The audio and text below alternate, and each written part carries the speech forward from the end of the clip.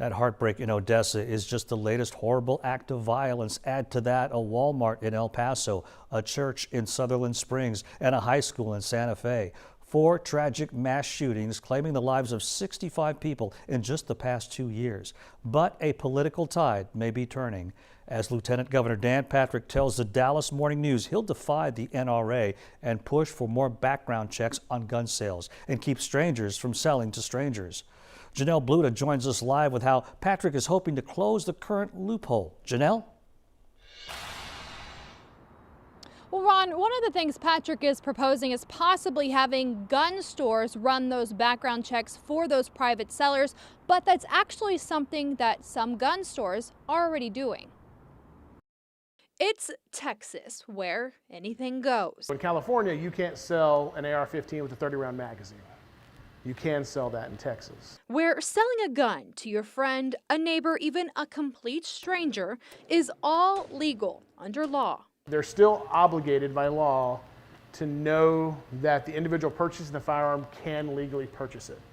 Now, how they determine that is left up to them.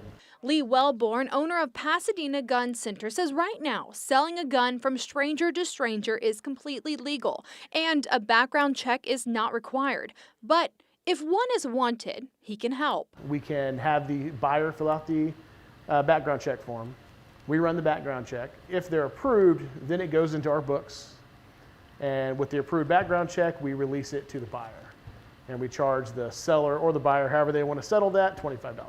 It's a service several gun stores offer to private sellers. Right now, it's only optional. But if Lieutenant Governor Dan Patrick gets his way, requiring a background check would become law, saying he wants to eliminate the private sale without background checks.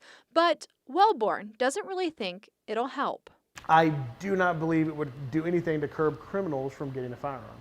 Criminals don't walk into my store. They don't try to purchase firearms here. And they're not going to. Well, the NRA has responded to Patrick's comments, saying instead of trampling on the freedom of law-abiding Americans, the government should focus on actual solutions like fixing the broken mental health system and prosecuting known criminals. Ron?